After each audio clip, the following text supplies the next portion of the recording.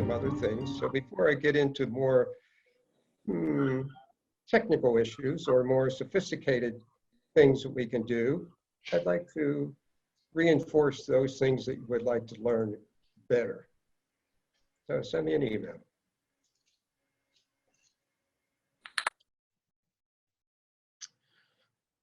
I will start today with what I call scrunch and stretch, and I'll explain what I mean by that, of course.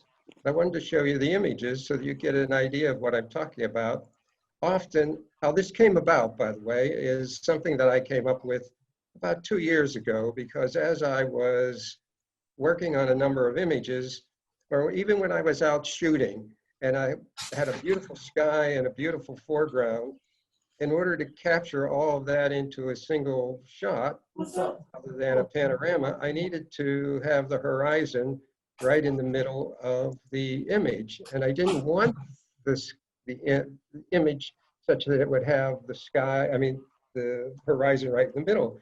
But I didn't want to lose the sky either. So I thought, I have to figure out a way to keep the sky and change everything. And the way I did that was to what I called scrunch the sky. So here's an example. Some people are in the waiting room, hold on. There we go. This is an image, of course, shot from Glacier Point in Yosemite. And I could not lose that sky. There was no way I wanted to lose that sky. And all that foreground, you can see the image, correct? Are we all seeing the? Yes. Yes.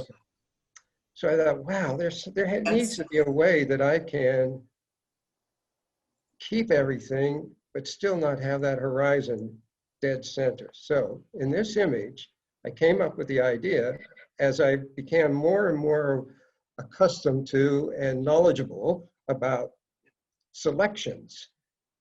I thought, wow, the rectangular marquee tool creates a selection. If I select the upper part of this image, just the upper part, and then go to Edit, Transform, actually I can use Free Transform. I'm not trying to distort or warp, just want to use Free Transform.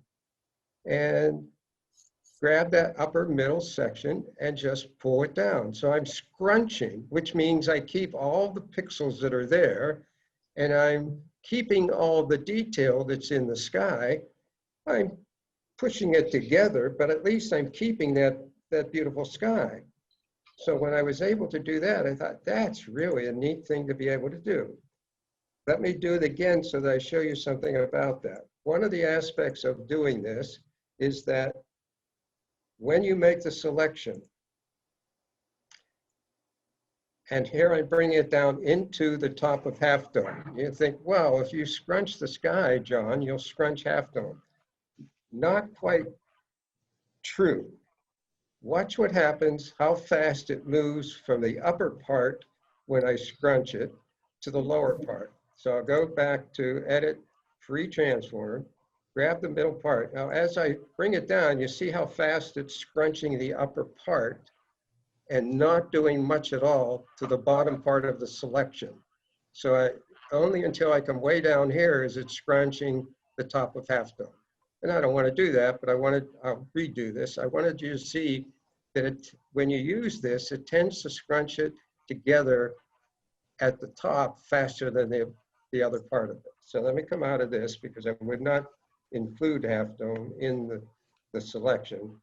John, question. Yes. Question is Charlie. I got a question for you. Yes. On your version, do you have to have the shift key down? Yes, I'm sorry, good question. I went into preference and I changed the legacy aspect. So yes, if you do this, great, thank you. So I go to Edit, Free Transform. If you don't hold the shift key down while you do this, it skews the whole thing. They made that change in 2 versions before this one, I think, and I think it's strange that they do it. They should do it the other way, that if you want to skew it, you'd hold shift key. But you want to keep this the way it is, so you hold the shift key, put your cursor on that button at the top, and then bring it down. And you see I have it just above half dome, so I'm scrunching the sky and not affecting half dome size. Then I click the check mark at the top of the screen and remove, select, deselect, remove the dancing ants. Then get the crop tool and crop down. So I was able to change the image of where the horizon was and still keep everything that was in the sky. Let me come back to the open to show you the detail in the sky. And even coming down, cropping it and scrunching it, I think the sky even looks better. So I was really pleased with that. Then I thought, oftentimes I would want to have this image, something like this image, be more of a wide rectangular image. So, okay, I could go up to image size, unclick the little link here. See, that's holding them together. You see the little link here. If I click that, it turns that off, so I can change one and the other without changing both. If I have that on and I change the upper one to width change, it changes the height also. And I don't want to do that. So I'll turn that off, come back, image size, make sure the link is off, and I'll make this 17 inches wide.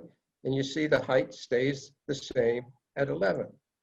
Well, when I do that, it certainly made the image wider, which was what I was after, but I don't want all of the aspect on the right to change its perspective and to be made wider. I want only the portion on the left. So I thought, why don't I be able to stretch rather than scrunch? So if I come back to the image the way I have it and I say, let me just add a little bit to the left-hand side. I can either do that by using the crop tool, and if I stretch it out, it adds canvas. That's one way to do it. The other is that if I go up to image, canvas size, click the arrow, change the width to 17, it will add extra canvas on the left because I changed the arrows to move it to the left. So now I have extra canvas. I get the rectangular marquee tool, bring it down, and I want to stretch only that portion of the image. If I did it by doing just making the image size wider, it would widen half dome also, but I didn't want that. I want to change only the left side. So now I go to edit, free transform, hold the shift key, and stretch just that portion. So now I'm able to make this more of a longer rectangular image without affecting the dimensions of half dome, of half dome. John, I tried this the other day, and I did not hold down the shift key, and I got a message that said I had not selected any pixels. So the shift key is what selects the pixels. You probably had multiple layers, because it's not the shift key that selects the pixels. My guess is you had multiple layers, maybe an adjustment layer, and you didn't click on the pixel layer when you started to do the stretch or the scrunch. Duh.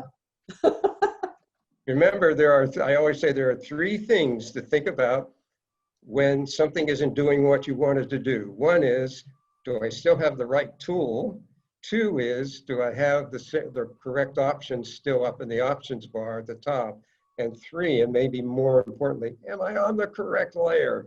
And often I've been doing something and not paying attention to whichever layer I'm on, and I look over and I have the adjustment layer or some other pixel layer, not the pixel layer I want to do something.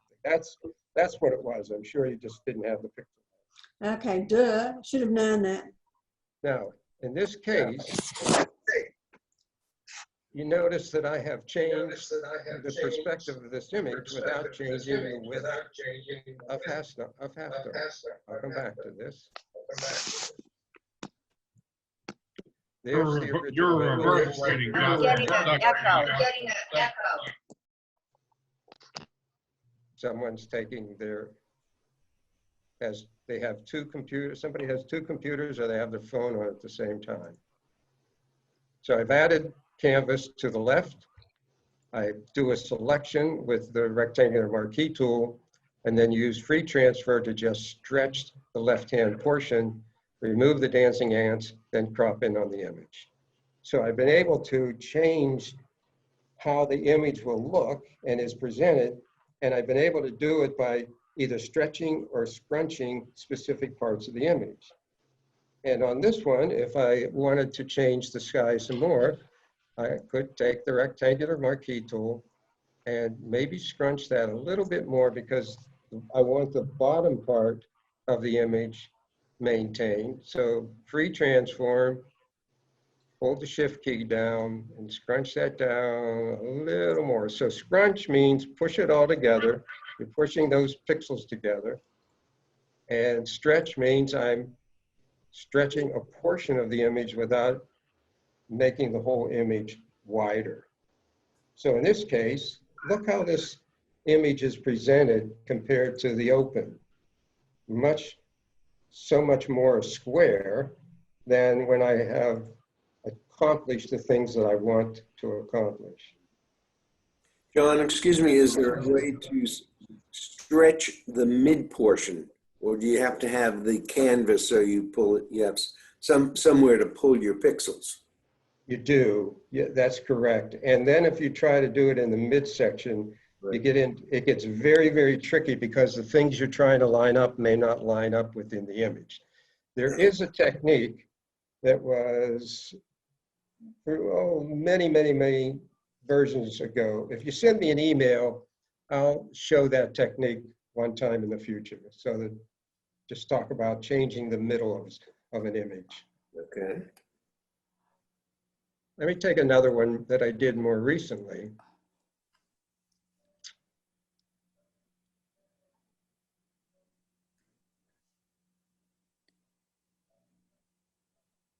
This is, for those of you who are around this area, this is the old mill at Berry College in Rome, Georgia. It's in between the lower campus and the upper campus. Very interesting old mill. And as I was standing there and came down along to the water and getting this is, by the way, a 3-shot panorama. So I have everything lined up that I want, but the horizon pretty much still is in the middle of things. But I didn't want to lose, and doing the composition when I was shooting it, I didn't want to lose some of this foreground. But I don't worry about that. I will get the rectangular marquee tool, bring it across that bottom section, and I will scrunch it. So I go to Edit, Free Transform, and scrunch it so that I can change where the horizon is. So look how that changes the perspective of the image. So I will accept that by clicking the check bar, remove the dancing ants, and crop.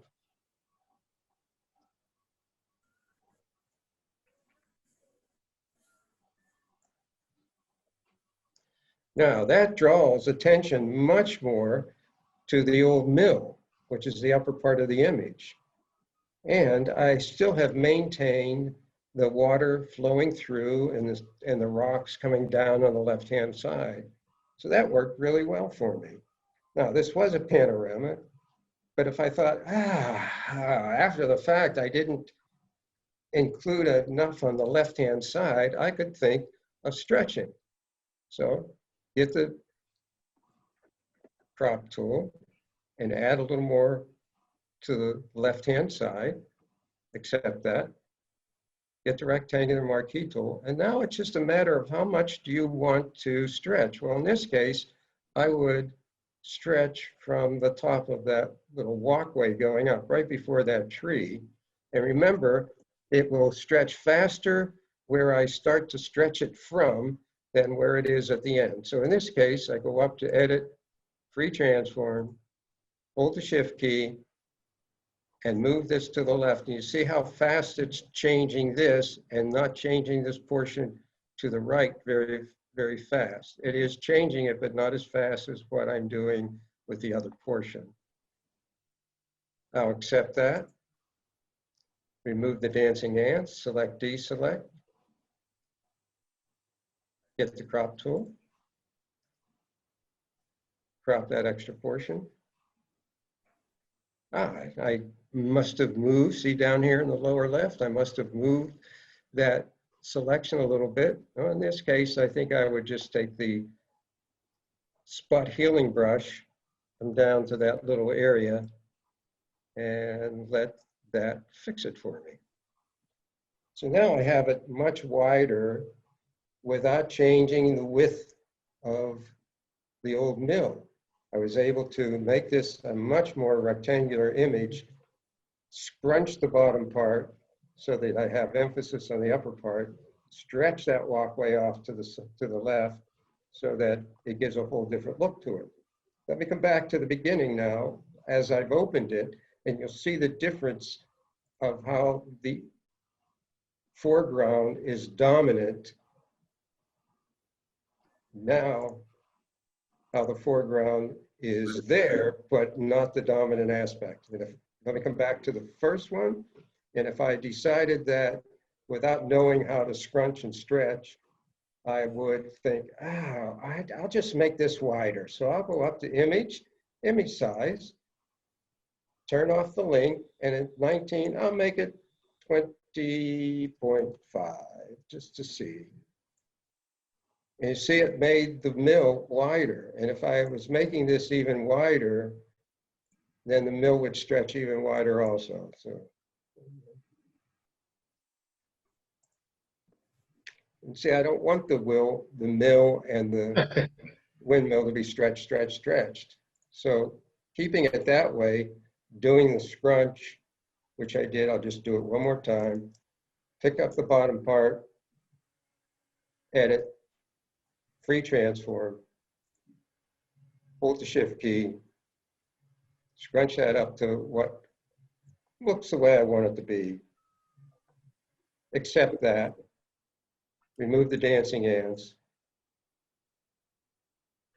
John, can you show what would occur if you didn't hold the shift key? I didn't follow what you said. What happens is, and I can't demonstrate it because there is a feature in the preferences that I changed to say, allow me to have the legacy way of doing this. So I don't need to hold the shift key. That's why somebody asked me about it earlier. But I will show you, maybe it will do this, hold on.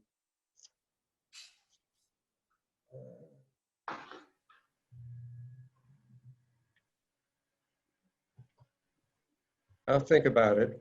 What happens is, I was trying to think of if I could demonstrate it in some way. What happens is, instead of keeping it even as you're stretching it, it pushes out the top part and squeezes in the left and right, and it just makes it a strange shape. Yeah, it does it proportionally, both horizontally and vertically. So that's in the preferences. Well, let me go there and see if we can find it. In preferences.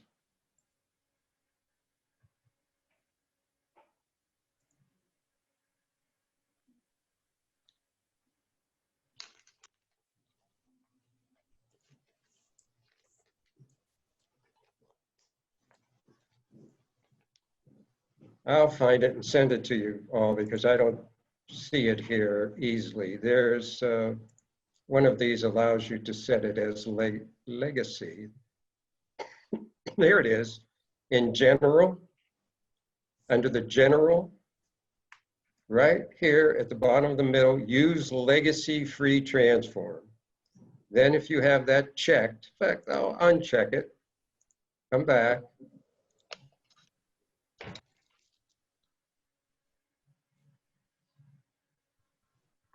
There you go, John. It just popped up. What I If saw. I do it now that I have that and I don't have it checked, and I do say I do a stretch, and I don't hold the shift key, see what it's doing? Uh-huh. And The whole thing. too often I would forget to hold the shift key. Of course, you can hit the escape key, come back, hold the shift key, do that kind of thing. So it's not a big deal. But if you go up to Edit, Preferences, General, and turn on Use Legacy Free Transform, you don't need to always be remembering to hold the shift key. John, when you stretch, does it put more space between the pixels? So does it affect the resolution? It doesn't affect it greatly unless you were really moving it a lot. But yes, it is stretching the pixels. It's not generating new pixels. It's stretching them a bit. So you want to start with a large file. I always recommend when you're shooting, you should be shooting at least keeping RAW files and JPEG if you're shooting both, but I only shoot in RAW. And when I bring my images in, I keep the RAW files really pristine. And when I work on something, I save it as a TIFF, so I'm saving even more pixels. If you bring an image in and save it as a JPEG, it compresses it. Every time you open that JPEG and do something to it, it compresses it again. So be very careful about your JPEGs if you intend to make quality prints at some point. You want to keep the images you may want to make a print from as a TIFF. Make it a JPEG when you want to send it off somewhere or put it on a monitor or on your website. But in relation to making a print, you want to keep that either a TIFF file or a PSD or a PNG, because that keeps all the layers. It doesn't scrunch, it doesn't compress, and it keeps all of your pixels. Now, the other part is, suppose I have an image that I really want to have as many pixels as I can get. Well, in that case, not have as many as I can get because I have them, but I want to scrunch and get some really good pixels back because I want to make this bigger. In that case, I don't want to go through this today. In that case, I use Topaz Labs Gigapixel, which really generates some beautiful, beautiful pixels. So you can increase an image twice, 4 times, and 6 times the size of the original. And it really does a great job. I'm not pitching to sell Topaz Labs software, but it really is good. I've used that a number of times. John, Yes. how do you just increase the white space before you make the stretch? I'll come back to this.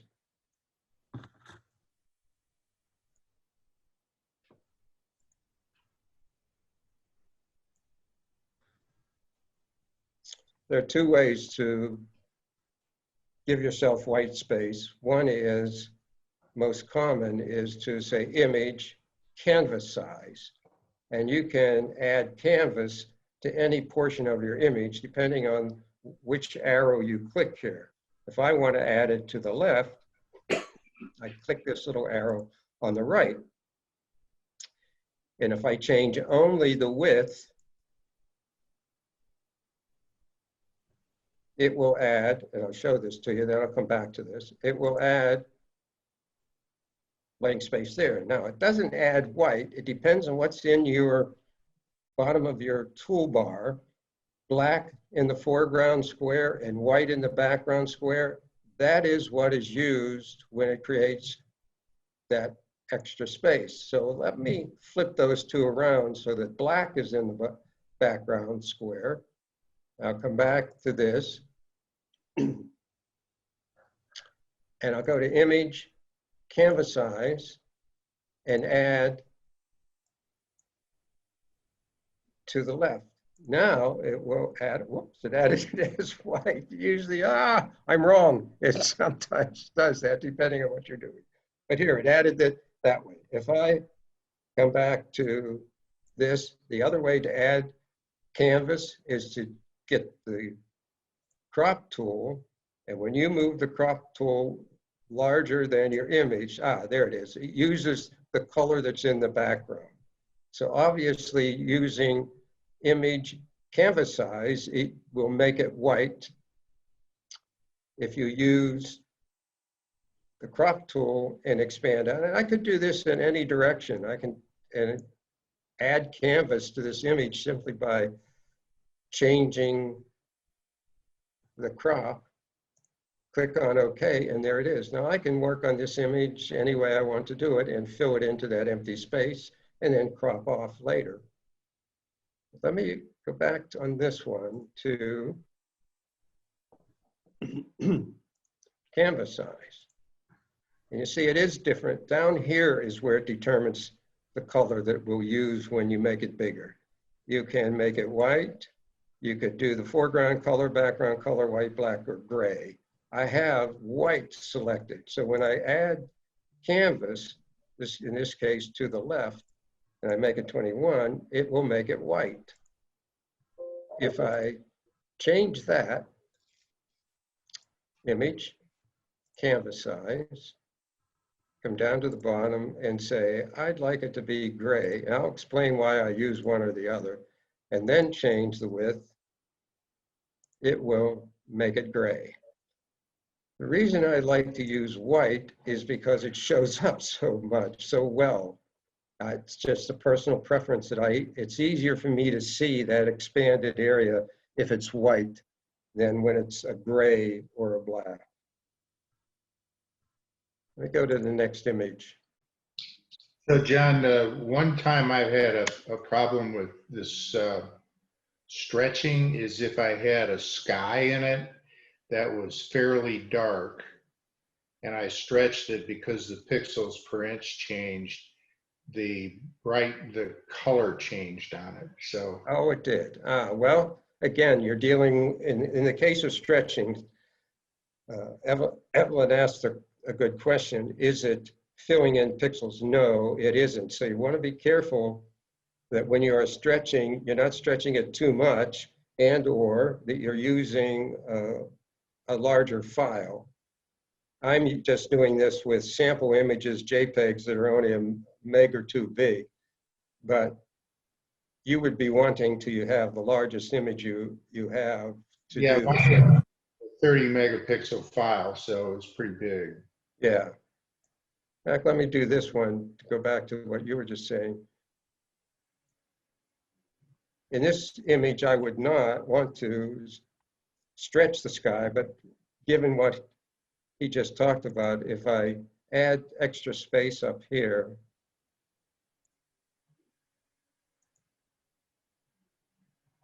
and get the marquee tool, be very careful of what you're selecting.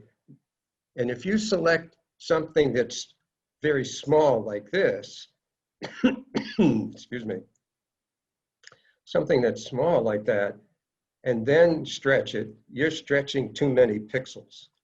So when you decide that you want to do this, you're doing it because you want to grab a larger portion of your image.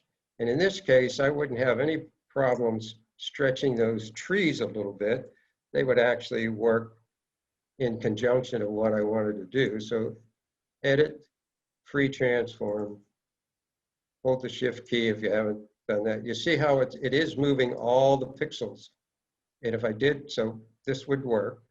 But if I come back and do only a small slice like that, edit, free transform, hold the shift key. Now I'm stretching those pixels. And if you're not dealing with a large enough original file, you can run into some problems of noise and things like that. So it's not the cure-all to everything, but it's a neat little feature that I've used many times on some images because I am working with very large files.